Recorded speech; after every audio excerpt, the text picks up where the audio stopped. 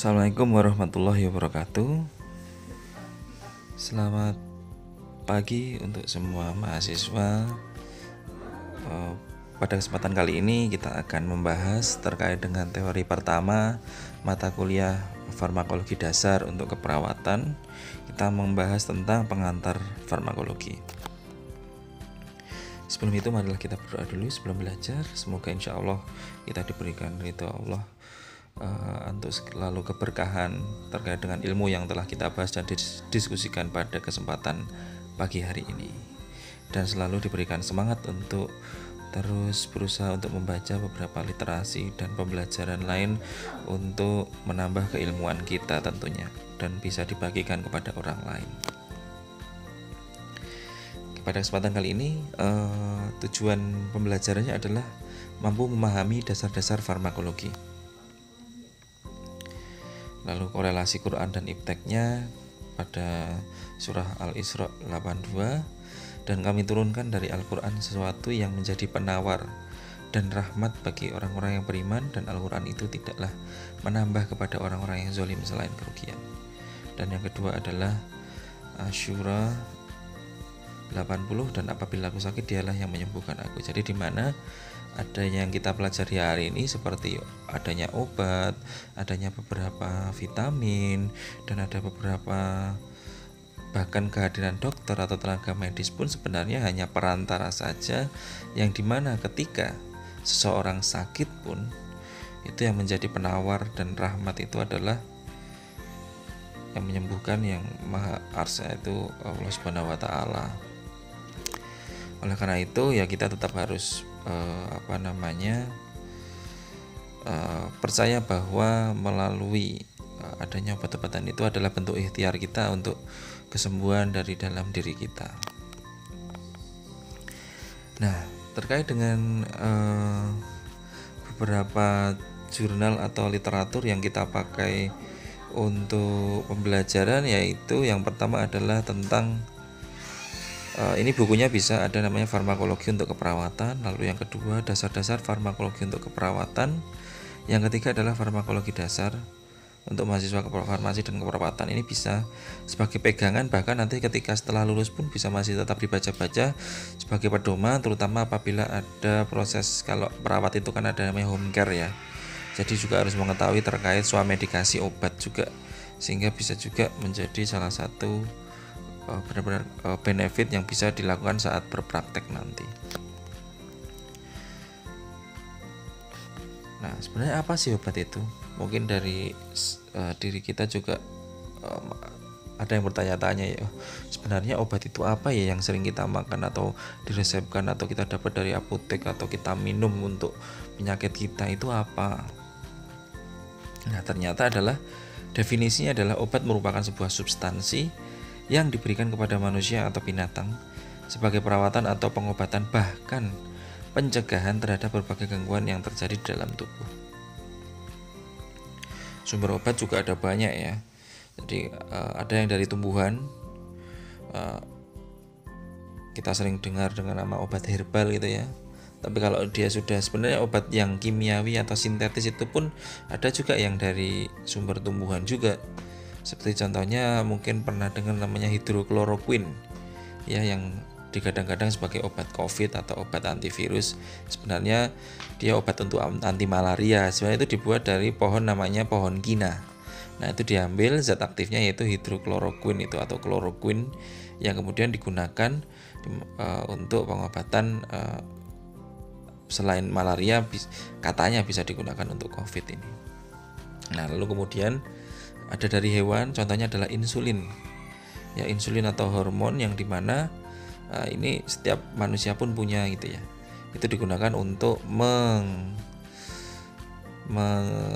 membantu dalam menormalkan gula darah. Jadi hormon yang ada dalam tubuh yang dikeluarkan oleh pankreas ya, yang berguna untuk itu. Nah, pada kasus diabetes mellitus itu harus menggunakan insulin dari luar gitu. Jadi sehingga dia sumber awalnya itu dari hewan, walaupun sekarang sudah dari human insulin gitu ya, dari sintetis dari human insulin. Lalu contoh yang lain adalah sumbernya dari mineral. kaolin atau karbon yang biasanya digunakan untuk obat anti diare gitu ya. Jadi ini kan dari arang aktif ya yang kemudian dibuat menjadi obat untuk diminum untuk membantu untuk mereabsorpsi racun-racun karena diare gitu. Jadi karena arang aktif itu bisa mengikat racun-racun yang ada di dalam pencernaan untuk kemudian membantu dalam mengurangi adanya penyakit diare, itu contohnya. Terus apa lagi? Contohnya di sini adalah mikroorganisme.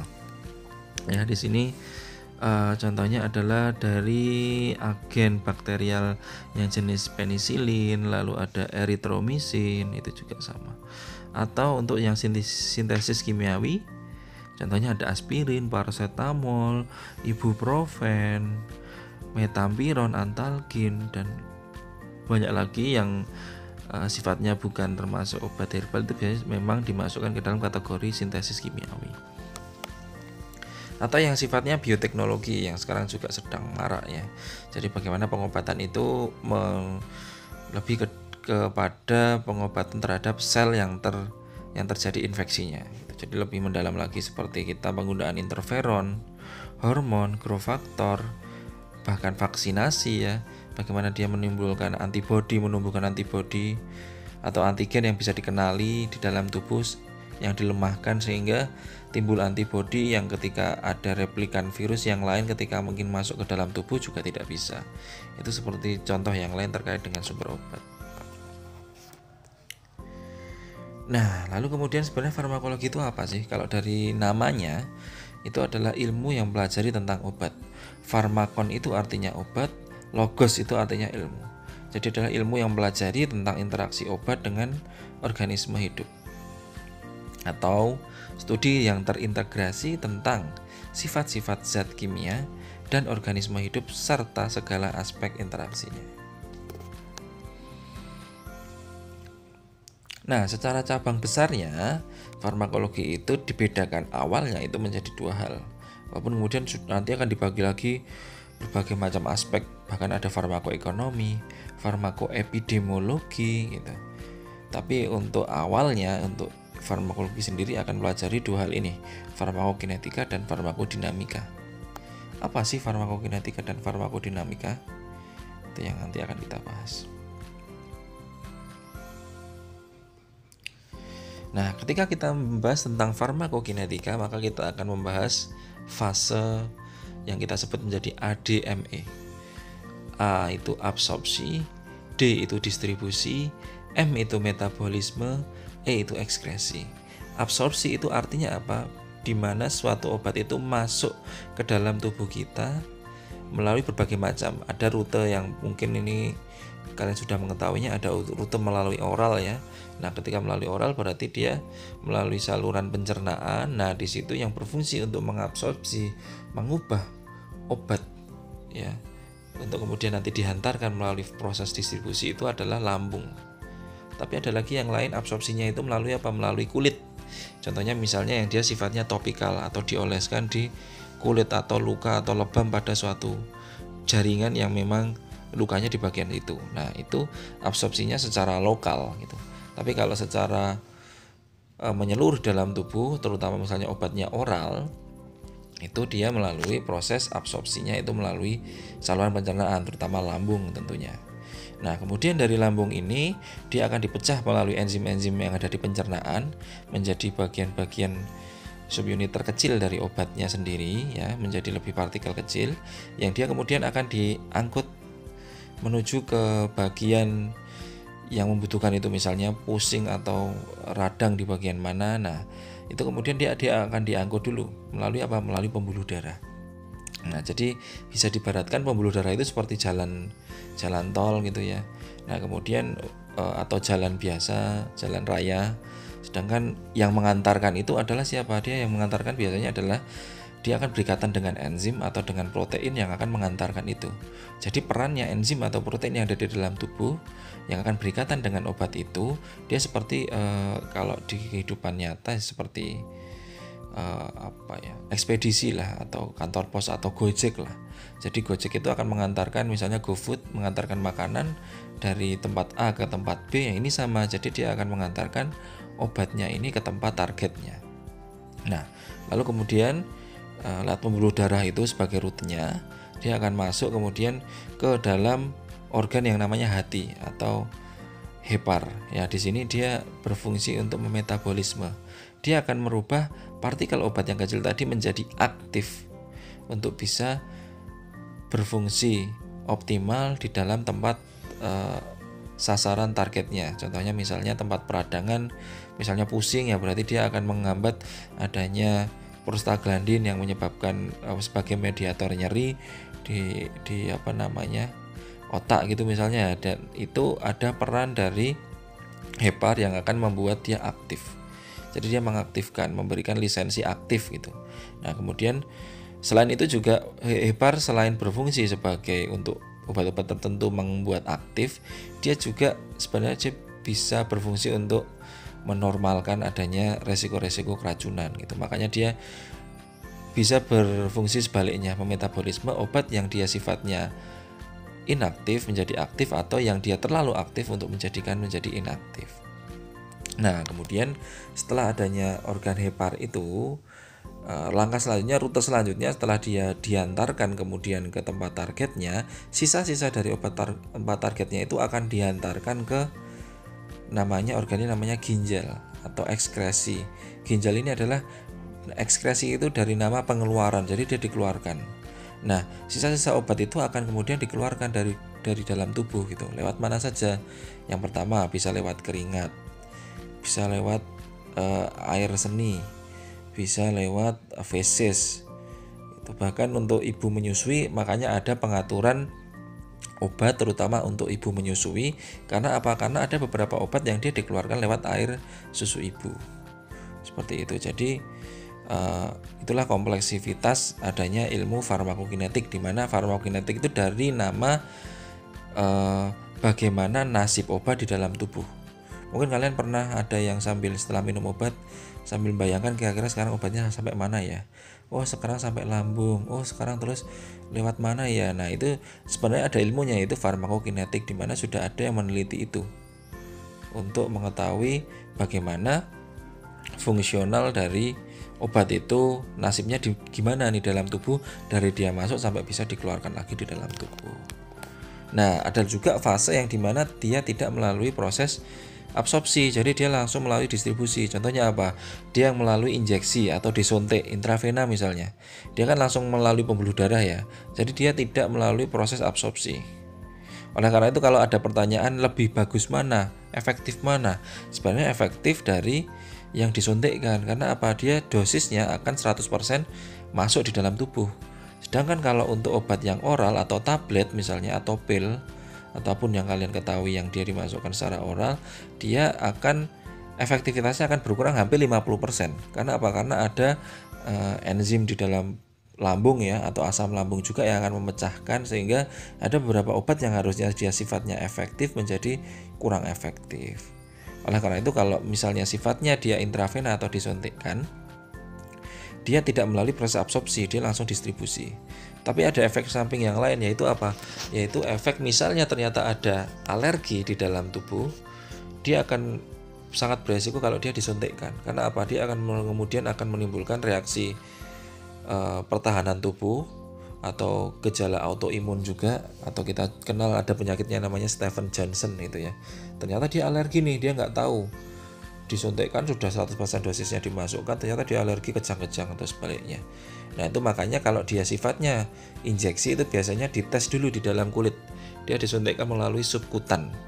Di subkutan kita mengetahui kalau ternyata timbul bengkak, berarti kita punya alergi terhadap obat itu. Jangan sampai dia sudah terlanjur disuntikkan, nanti akan berakibat fatal juga terhadap tubuh. Nah, ini sudah saya jelaskan ya, di mana farmakokinetik atau nasib obat di dalam tubuh itu dipengaruhi oleh 4 proses: absorpsi, distribusi, metabolisme, dan ekskresi. Absorpsi sudah saya jelaskan secara gamblang tadi, secara gampangnya. Untuk pengertiannya silahkan dibaca di sini. Untuk first pass metabolis ini yang mungkin belum saya jelaskan tadi ya. Jadi di mana first pass metabolis itu ada faktor dari usus halus di sini, yang dimana dia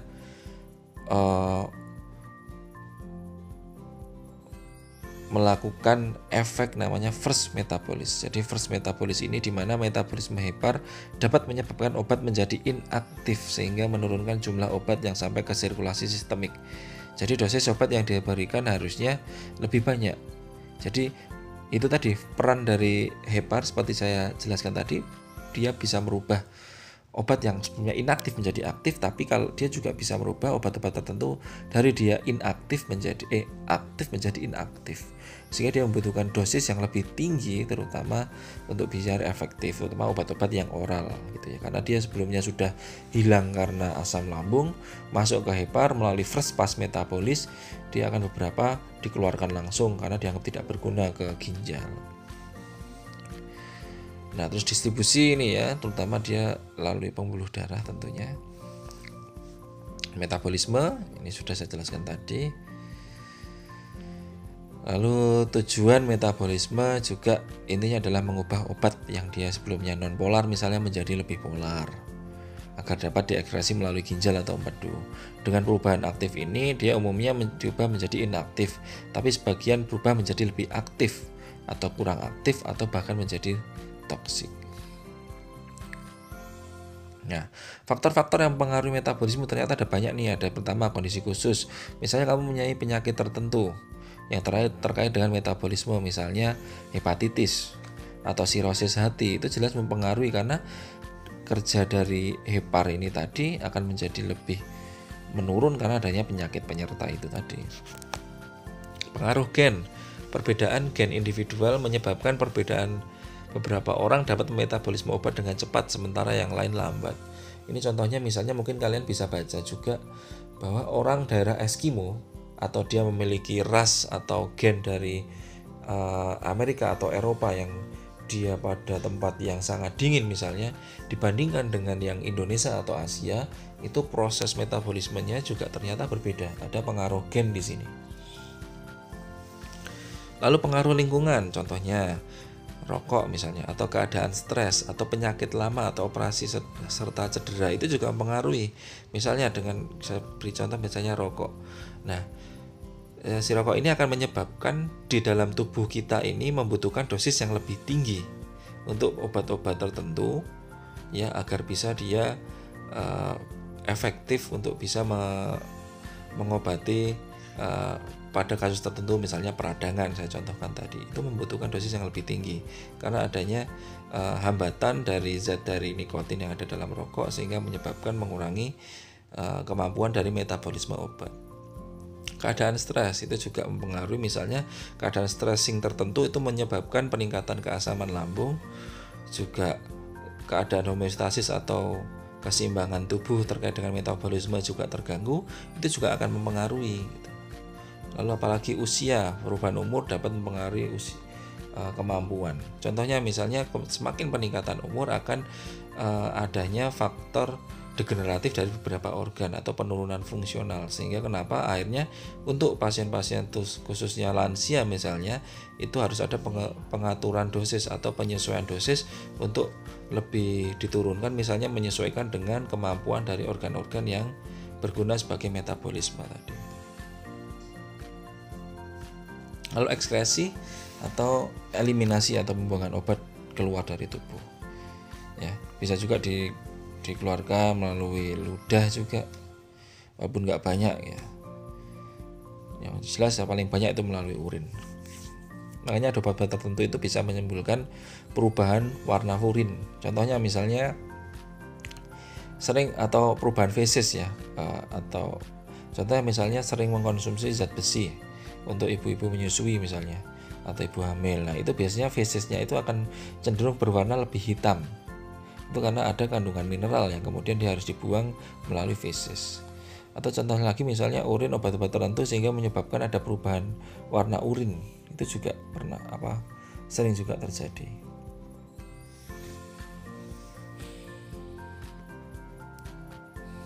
Nah, terus kemudian yang kedua adalah ada subdisiplin namanya farmakodinamika.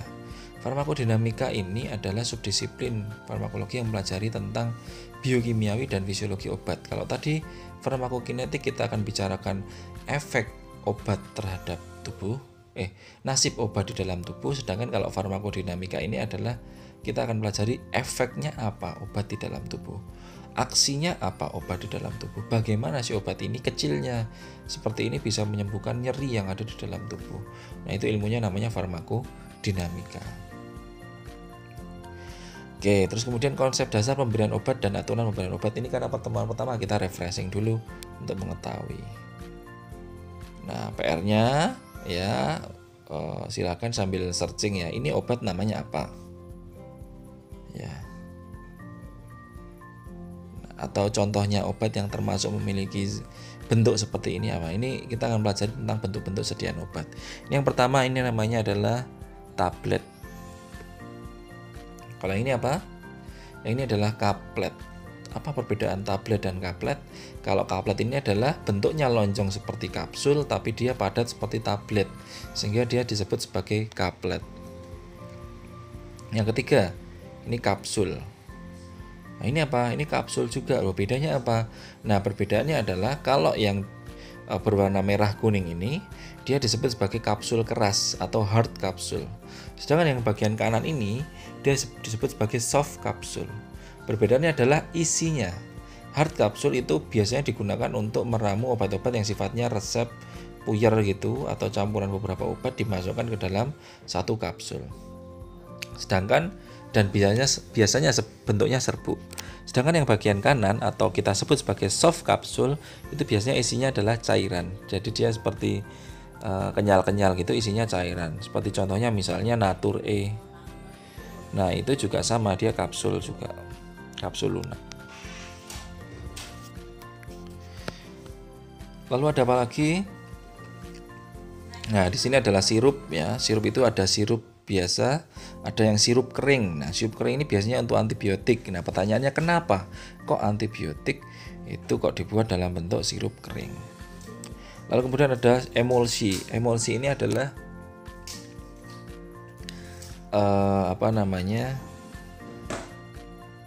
pembuatannya adalah prosesnya karena di dalamnya itu ada campuran air dan minyak.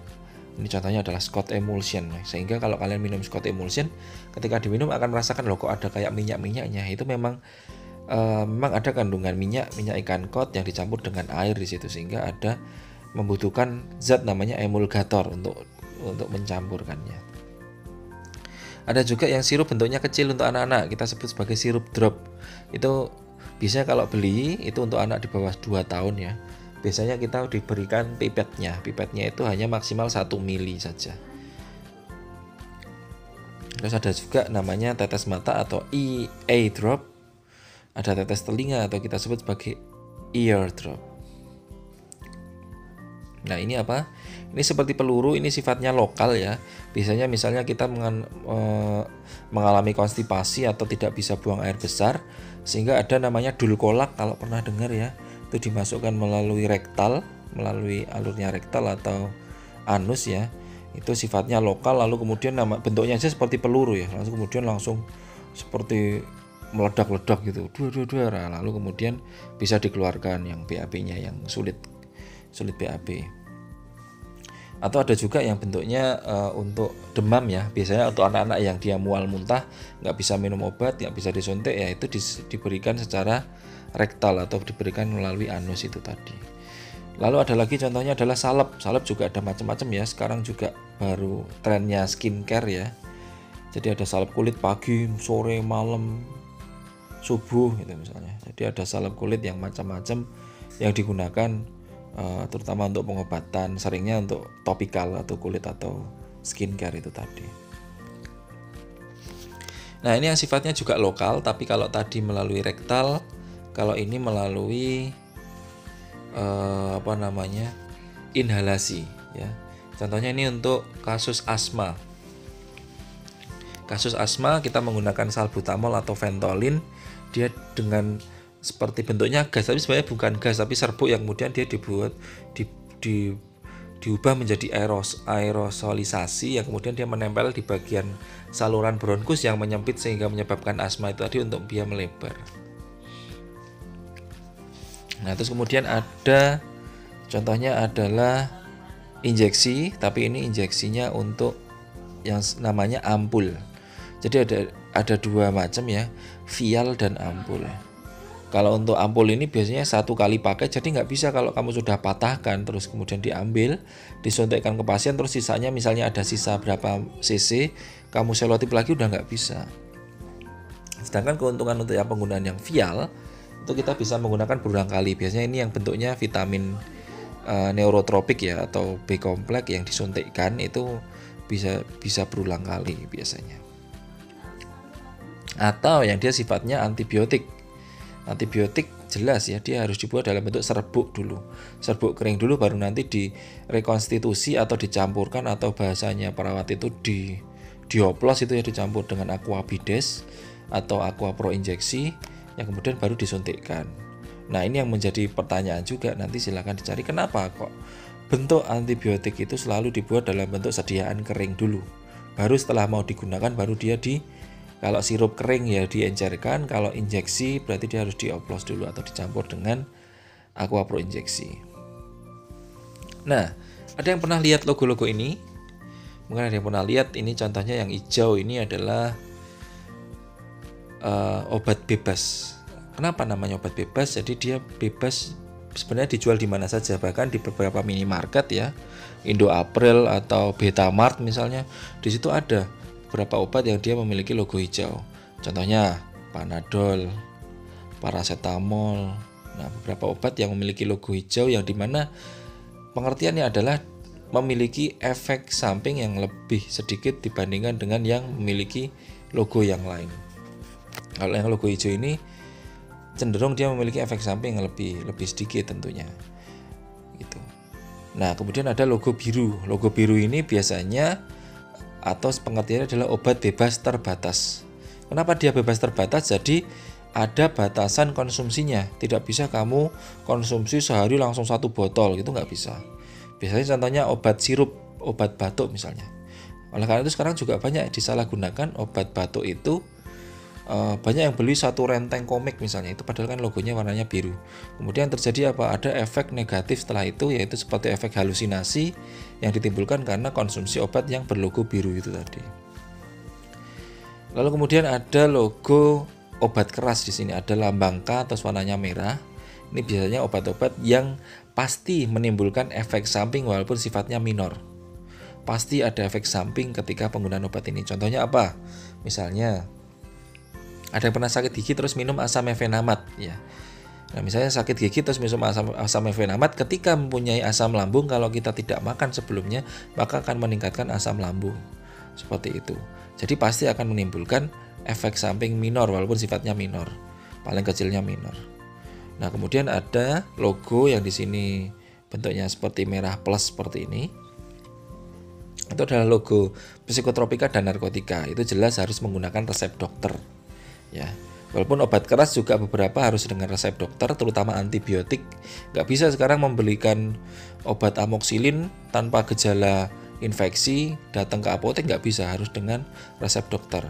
Kecuali kalau dia menceritakan dulu, oh saya sakit gigi bernanah misalnya, sudah bengkak 5 hari, nah itu dikasih antibiotik perlu. Kenapa harus untuk antibiotik sendiri harus dihabiskan? Karena ada kasus yang namanya obat-obat untuk antibiotik itu kalau tidak dihabiskan ada resiko namanya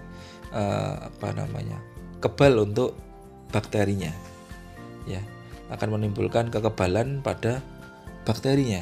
Yang setelah kita misalnya sekarang baru bengkak ada bakterinya di situ, kita konsumsi tapi tidak dihabiskan. Nah, di bakteri itu juga dia kan makhluk hidup, dia bisa mengenali, oh dulu saya dikasih obat ini, dia akan menjadi lebih proteksi ya. Proteksi terhadap adanya resiko itu tadi, resiko dari konsumsi yang tidak beraturan dari konsumsi antibiotik. Makanya antibiotik memang harus dihabiskan ya, karena bisa menimbulkan efek itu tadi. Lalu kemudian untuk psikotropika jelas ya, psikotropika itu memang digolongkan obat keras yang harus dengan resep dokter. Karena apa? Karena dia ada efek samping menimbulkan fungsi psikomotorik atau psikososial di dalam tubuh kita itu terganggu gitu. Makanya namanya psikotropika, sehingga mempengaruhi fungsi kinerja dari saraf otak juga, yang mempengaruhi mentalitas juga tentunya. Nah, lalu kemudian di sini di bawah ada logo beberapa obat yang herbal ya. Ada logo jamu, ranting saja ya, atau bentuk pohon saja. Terus kemudian ada logo obat herbal terstandar. Bedanya adalah dia sudah diujikan di hewan dan berfungsi baik ya. Contohnya tolak angin, tolak angin yang sejauh ini dia sudah obat herbal terstandar. Lalu ada logo fitofarmaka yang dimana dia sudah diujikan ke hewan dan manusia, memang dia bisa meningkatkan atau fungsional itu. Contohnya adalah Stimuno.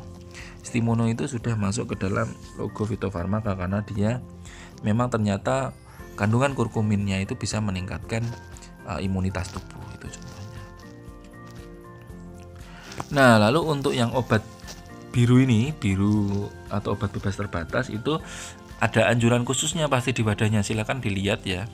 Obat apapun, bisolvon misalnya, atau OBH misalnya, atau misalnya yang terutama ada antitusif atau obat batuk dan anti pseudoephedrine atau untuk dekongestan atau untuk pilek misalnya, itu pasti ada peraturan ini ya.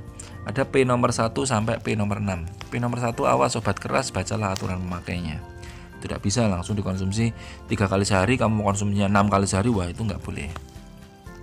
P nomor 2, awas obat keras hanya untuk kumur, jangan ditelan. Ini contohnya betadine kumur, memang hanya untuk kumur-kumur.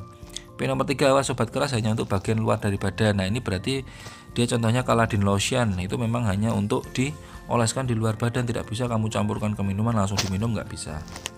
P nomor 4, awas obat keras hanya untuk dibakar. Ini zaman dulu ada yang beberapa obat ini untuk asma gitu, bentuknya pembakaran untuk kemudian dihirup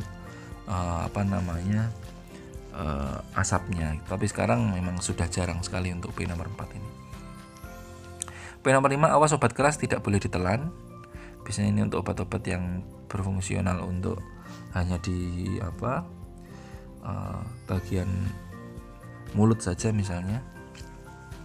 P nomor 6, awas obat keras, obat wasir jangan ditelan. Ini contohnya itu tadi dulkolak misalnya, yang dia lewat rektal, tapi kemudian itu nggak bisa, itu kemudian dirubah untuk kemudian dimasukkan untuk dimakan, kan nggak bisa.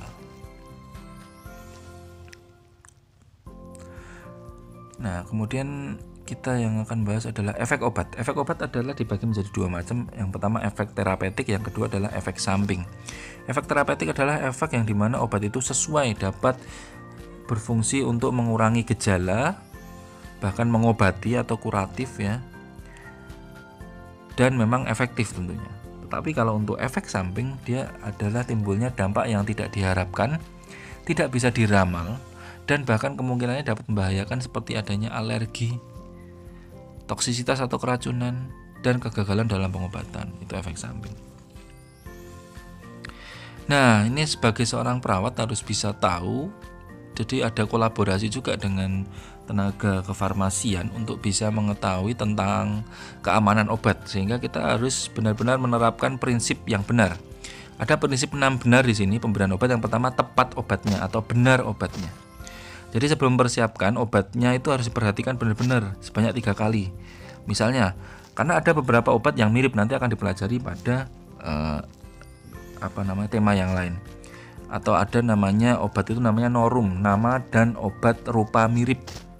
Contohnya amoxicillin sama ampicillin, itu kan namanya hampir mirip. Hati-hati, itu jangan sampai digunakannya berbeda. Itu namanya obatnya berbeda dan antibiotiknya juga berbeda, hati-hati dalam penggunaannya. Atau misalnya paracetamol tapi dosisnya yang satu 250 mg, satu 500 mg, itu juga hati-hati, perbedaan dosis itu juga akan mempengaruhi tentunya. Nah, lalu kemudian misalnya contohnya yang lain, dia apakah obatnya itu benar, karena kadang-kadang kan tulisannya dokter misalnya, mohon maaf, tidak kelihatan, jadi kita nggak tahu nih ini amoxicillin apa antalgin misalnya, walaupun yang satu itu antibiotik, yang satunya obat untuk nyeri. Nah itu kan jelas dua hal yang berbeda ya. Kalau misalnya itu tertukar, itu kan menjadi hal yang fatal juga. Yang kedua, dosisnya tepat seperti yang saya berikan tadi. Berapa sendok, berapa miligram, berapa mililiter itu harus dilihat betul untuk mengurangi adanya resiko. Karena berdasarkan sensus sendiri, banyak kegagalan terapi di rumah sakit itu karena kesalahan pemberian obat dari tenaga medis. Nah, itu yang harus dikurangi ya, harus dikurangi kesalahannya. Karena harus dicek juga tepat dosisnya. Tepat pasiennya, benar-benar pasiennya cocok. Misalnya dulu ada kasus nih, sama-sama namanya Slamet, tapi Slametnya itu yang satu Slamet A, satu Slamet B. Yang satunya sakit darah tinggi, yang satunya sakit diabetes. Nah, ternyata obatnya tertukar karena namanya sama-sama Slamet. Wah, itu di bangsal yang sama misalnya, wah itu sangat berbahaya gitu ya. Atau misalnya namanya satu Jokowi, satunya Jokowow misalnya. Yang Jokowi itu misalnya masuk angin, yang Jokowow misalnya dia kakinya bengkak-bengkak misalnya, atau habis jatuh. Nah, itu kan namanya nama-nama bisa disingkat JKW semua, tapi orangnya beda. Jangan sampai obatnya tertukar. Yang Jokowi dikasih obat yang untuk bengkak-bengkak kaki atau asam urat misalnya. Yang Jokowo malah dikasih yang obat paracetamol saja. Itu kan berarti kan ada kesalahan nama, itu bisa berakibat fatal tentunya. Jadi harus dicocokkan juga namanya dengan nama registernya. Terus kemudian yang keempat adalah tepat cara pemberian obat. Ini oral atau injeksi atau obat kumur atau inhalasi itu harus dilihat benar. Karena ada kasus nih kemarin, ada pasien datang ke apotek ya, dia mengeluh tidak bisa buang air besar. Terus kemudian diberikan obat dulkolak ya. Kemudian apotekernya bilang, tolong dikonsumsi atau tolong penggunaannya adalah lewat dubur. Nah, pengulangan cara penggunaannya ini juga hati-hati ya, jangan sampai ini salah persepsi gitu. Jadi dia sudah bilang lewat dubur gitu. Nah, kemudian pasiennya pulang, terus dia balik lagi 2 jam kemudian dia mengeluh perutnya malah nggak sembuh, malah tambah sakit gitu loh. Lah gimana cara konsumsinya? Ternyata dia memasukkan obatnya itu tidak melalui dubur, tapi dia membuat bubur dicampurkan di situ. Jadi perbedaan kosakata D dan B itu juga bisa berakibat fatal. Seharusnya lewat dubur atau melalui anus, tapi dia taunya itu dengarnya melalui bubur, dimasukkan ke bubur. Nah, itu kan sangat fatal ya. Nah, itu contohnya. Jadi pengulangan terhadap cara pemberian obatnya kepada pasien itu juga harus benar. Apakah ini hanya kumur-kumur misalnya? Jangan ditelan misalnya, itu juga harus diberikan informasi yang jelas kepada pasien. Tepat waktu. Pemberian obatnya harus benar-benar sesuai dengan waktu yang diprogramkan karena berhubungan dengan kerja obatnya. Ya, yang dapat menimbulkan efek terapi obat. Nah, kasus ini yang masih sering terjadi di rumah sakit sampai sekarang. Seharusnya pasien kalau dia pemberiannya obatnya 3 kali sehari, nah waktunya itu dihitung dari waktu pertama diberikan. Kalau dia diberikan pertama jam 7 pagi, berarti 8 jam setelahnya diberikan lagi. Tapi di Indonesia ini kan sifatnya masih simbiosis, harus pada bangsal yang sama, dia diantarnya pengennya jam yang sama. Jadi menilai efektivitas kerja itu berdasarkan efektivitas mengantar obat. Padahal itu malah menjadi salah satu faktor kegagalan dalam pemberian obat. Seharusnya Pak Jokowi dan Pak Jokowo itu tadi misalnya dikasihkan obat untuk apa? Yang satu dia diberikan jam 7 pagi, yang satu Pak Jokowo itu obat pertama diberikan jam 6 pagi, maka seharusnya 8 jam setelahnya itu diberikan waktunya juga berbeda. Tapi yang terjadi di rumah sakit kan dia mengantarkannya di bangsal itu jamnya yang sama, diantarkan sama-sama jam 9. Padahal seharusnya Pak Jokowi itu minum obat jam 7, yang Pak Jokowi jam 6. Jadi ada perbedaan pemberian obat karena waktunya yang selisihnya cukup panjang itu tadi terhadap efektivitas kinerja dari obatnya. Itu juga harus menjadi evaluasi sendiri dari tenaga medis, terutama yang mengantarkan obat di rumah sakit. tempat dokumentasi ini harus jelas rekam medis pasiennya. Misalnya oper jaga itu juga harus jelas, oh ini udah tok suntik apa belum, oh ini udah tok kasih obat apa, itu harus tertulis jelas di rekam medis pasien. Jangan sampai dia sudah disuntik, ada datang pasien, ada datang perawat baru disuntik lagi. Wah, nanti misalnya ada kasus diabetes ya, dia disuntik injeksi insulin misalnya, terus dia lupa dikasih injeksi lagi, wah itu akan kemudian akan turun, akan menjadi hipoglikemik, malah dia menjadi sangat lemas misalnya.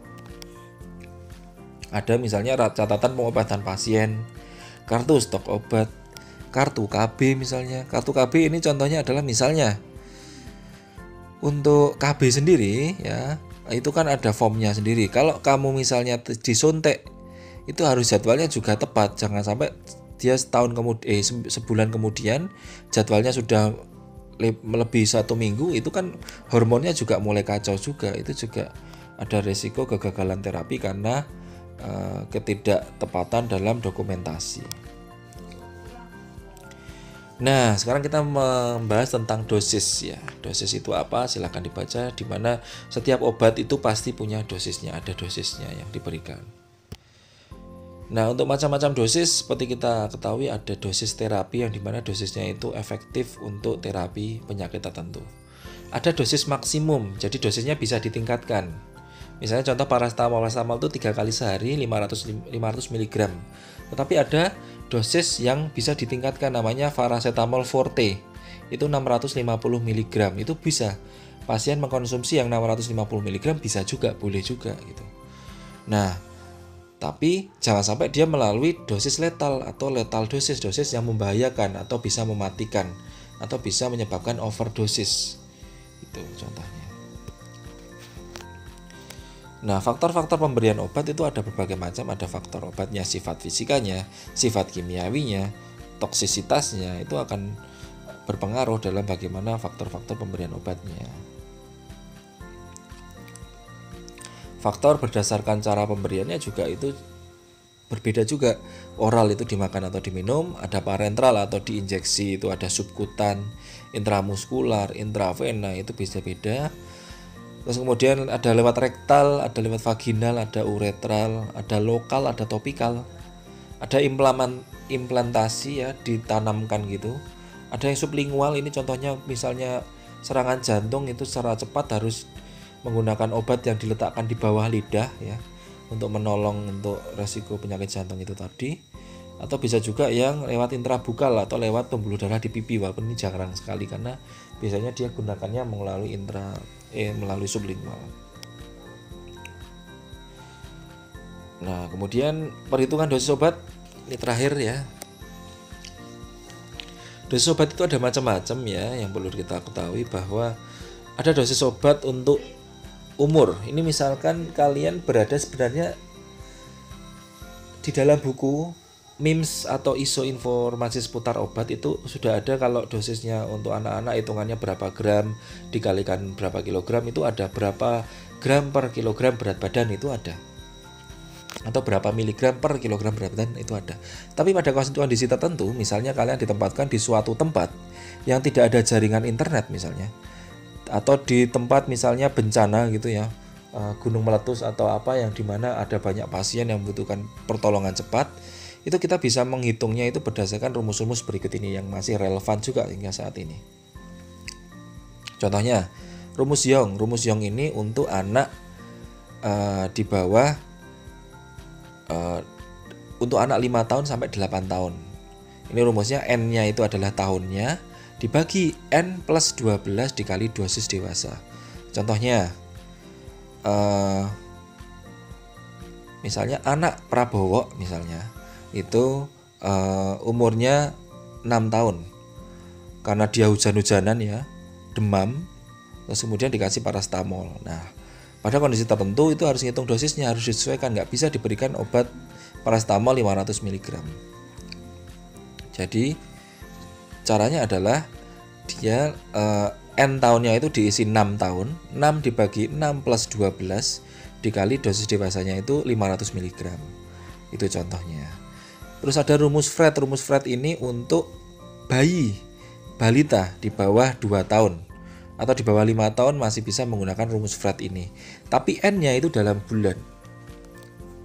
Jadi N-nya dalam bulan dibagi 150 dikali dosis dewasa. Untuk yang rumus Dilling itu di atas umur 8 tahun sampai 20 tahun ya. Itu rumusnya adalah N dibagi 20 dikali dosis dewasa.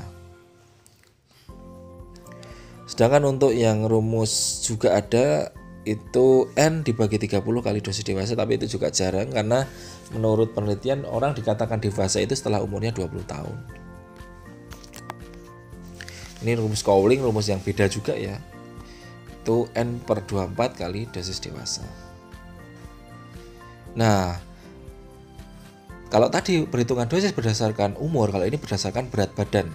Kalau saya ditanyakan, Pak, lebih baik saya menggunakan yang berat badan atau menggunakan yang umur? Ketika saya ditanyakan seperti itu, saya lebih memilih dia berdasarkan berat badan. Karena apa? Bisa jadi anak dua orang anak ya, sama-sama umurnya 5 tahun tapi berat badannya berbeda. Itu jelas obatnya yang dikonsumsi juga berbeda. Karena apa? Kemampuan jumlah protein ataupun lemak di dalam tubuh itu mempengaruhi metabolisme dari si obat ini. Sehingga orang yang lebih cenderung berat badannya berlebih seharusnya memiliki atau konsumsi dosis obat yang lebih tinggi dibandingkan yang berat badannya lebih turun. Contohnya di sini ada rumus Clark dari Amerika. Berat badan dalam pon dibagi 150 dikali dosis dewasa. 1 pon itu sama dengan 2 kg. Jadi misalnya berat badannya 20 kg, berarti kalau dalam pon itu berarti menjadi 40 pon. Dibagi 150 dikali dosis dewasanya. Kalau di Jerman itu menggunakan kilogram.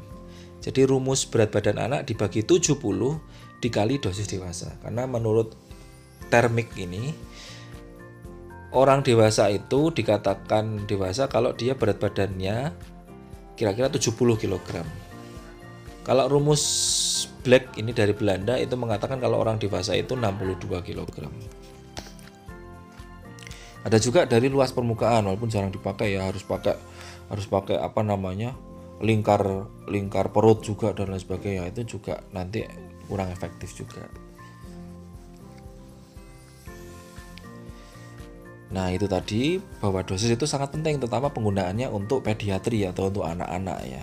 Karena apa? Anak-anak sendiri beberapa organnya itu masih belum mature atau belum matang ya, sehingga tidak bisa dipaksakan menggunakan dosis dewasa. Lalu penyimpanan obat ini juga penting, bahwa banyak sekali obat itu yang rusak karena penyimpanannya salah. Contohnya tadi suppositoria itu tidak bisa disimpan di dalam suhu ruang atau suhu kamu letakkan di atas meja itu nggak bisa, dia akan meleleh. Dia harus disimpan dalam tempat kurang dari 15 derajat atau di suhu dingin. Bahkan vaksin sendiri itu harus pada suhu 2-10 derajat. Ya. Jadi harus benar-benar suhu yang sangat beku, yang dimana tidak ada aktivasi yang bisa, karena ketika dia beku ya, adanya protein ataupun zat aktif yang ada di dalam vaksin tersebut tidak bisa rusak gitu kalau dia dibekukan. Jadi dibuat inaktif, baru nanti ketika mau digunakan baru dia nanti diletakkan di suhu kamar, baru langsung digunakan. Tidak bisa kalau dia sudah diletakkan di suhu kamar, dimasukkan lagi di lemari es, pasti sudah rusak. Itu yang terjadi. Lalu ada kadaluarsa, ini juga hati-hati ya. Banyak sekali obat-obat yang dijual itu sangat murah. Misalnya dari ibu kota, karena ternyata dia hasil dari sisa kebanjiran misalnya. Sisa banjir terus dibersihkan obatnya, dijual secara murah, padahal itu resiko sekali. Takutnya si obatnya itu tadi kemasukan di dalam wadahnya itu juga ada resiko karena terkait dengan penyimpanan obat yang tidak benar. Nah, kegunaan obat ini juga sesuai dengan indikasi ya, jangan sampai penggunaan obat itu tidak sesuai dengan indikasi. Contohnya misalnya ada orang tidak bisa tidur, terus kemudian diberikan CTM itu dia langsung minum 3 tablet misalnya untuk bisa tidur. Yang terjadi malah dia menjadi bingung atau kemudian dia keringat dingin, itu karena ternyata kesalahan dalam persepsi indikasi itu tadi. Seharusnya CTM itu obat yang jelas digunakan untuk gejala alergi, tetapi memang efek sampingnya bisa menyebabkan kantuk. Nah, kadang-kadang orang memilih untuk bisa tidur dengan konsumsi CTM itu, bahkan dengan dosis yang berlebihan, bisa 3 tablet atau sebaliknya, sehingga ada resiko yang kemudian efek samping yang ditimbulkan dari konsumsi obat itu.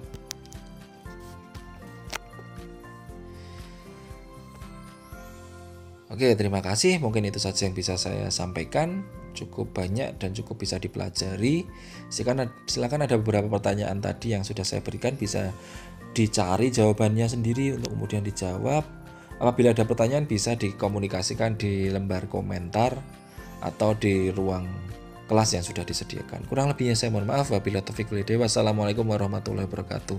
Semoga kita selalu diberikan keberkahan dan kesehatan selalu untuk menjalani setiap kehidupan setiap harinya. Terima kasih.